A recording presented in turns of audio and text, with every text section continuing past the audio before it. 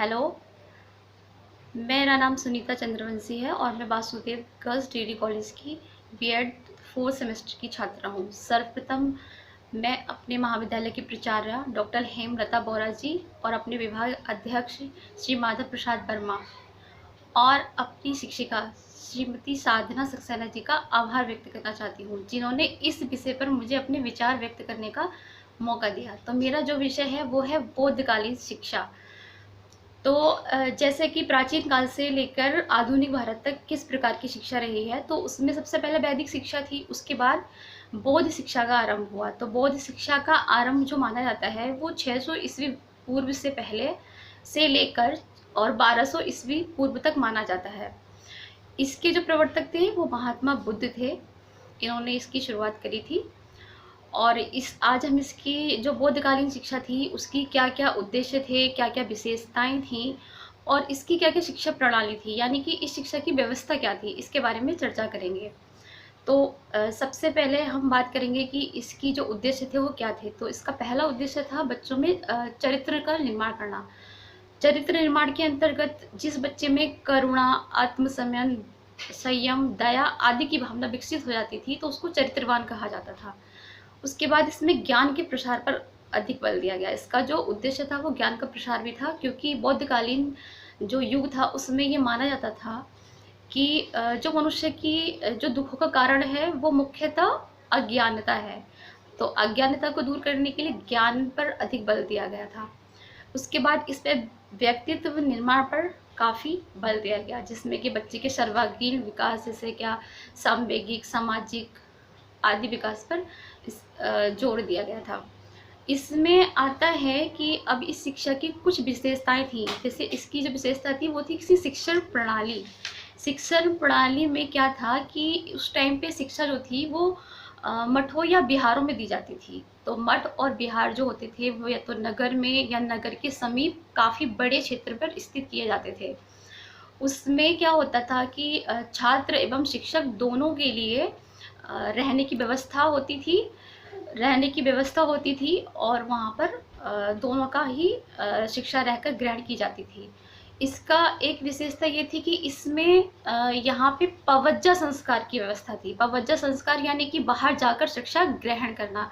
तो इसके अंदर क्या होता था कि बच्चे का सबसे पहले मुंडन कराया जाता था, उसे पीले वस्त्र पहनाए जाते थे और उसे जो बड़े भिक्षु यानी कि सबसे बड़े जो शिक्षक होते थे उनके सामने उपस्थित किया जाता था। वो उनके सामने पॉलिथीन मारकर बैठते थे और उसके बाद उसमें जो शिक्षक होते थे वो उनसे 3 वाक्य बुलवाते थे। 3 वाक्य यानी कि जैसे कि आप बुद्धम शरणम गच्छामि, धम्मम शरणम गच्छामि और संघम शरणम गच्छामि। इसके उपरांत वो 10 नियमों का उपदेश देते थे और उनसे छात्रों का पालन करने के लिए आदेश दिया जाता था।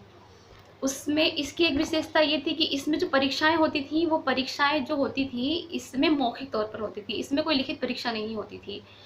इसमें उसके बाद आता था इसका उपसंपदा संस्कार। एक विशेषता ये थी, इसमें जो छात्र आगे की शिक्षा ग्रहण करना चाहते थे यानी उच्च शिक्षा में प्रवेश लेना चाहते थे उनका उपसंपदा संस्कार होता था और उनको भिक्षु शिक्षा में प्रवेश दिया जाता था।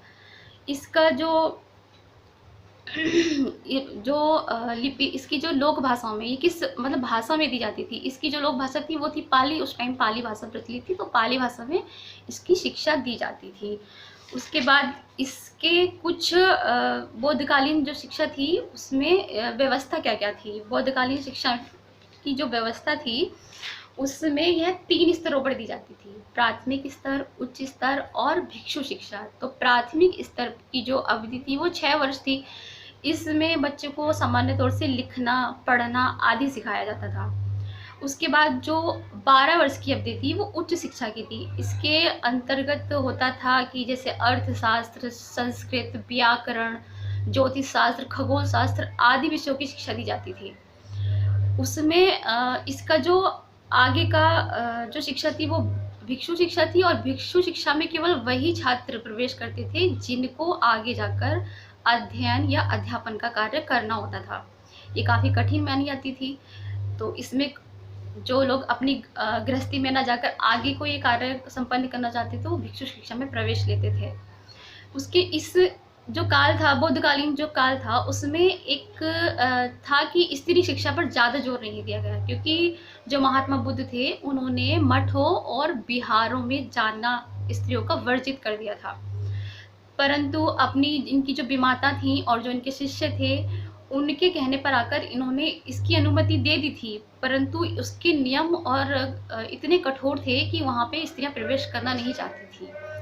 और इसकी जो खास एक विशेषता थी वो थी, इसको व्यावसायिक शिक्षा का स्वर्ण काल कहा जाता था, क्योंकि इस काल में व्यावसायिक शिक्षा पर अधिक से अधिक जोर दिया गया था, इसीलिए इसको व्यावसायिक शिक्षा का स्वर्ण काल भी कहा जाता है। यानी कि बुद्धकालीन शिक्षा को में व्यावसायिक शिक्षा का स्वर्ण काल कहा जाता है, क्योंकि इस पे बहुत अधिक जोर दिया गया था। उसके बाद इसमें होता है कि उस टाइम गुरु और शिष्य के संबंध कैसे होते थे, तो गुरु और शिष्य के संबंध बहुत ही मधुर होते थे। इसमें जो शिष्य होते थे वो अपने गुरु को मानस पिता के तरह देखते थे, और गुरु भी अपने शिष्य को पुत्र के समान देखते थे और उनके रहने की, खाने की आदि की व्यवस्था करते थे।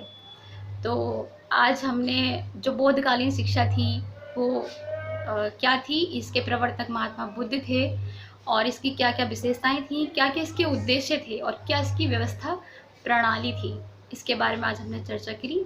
Thank you.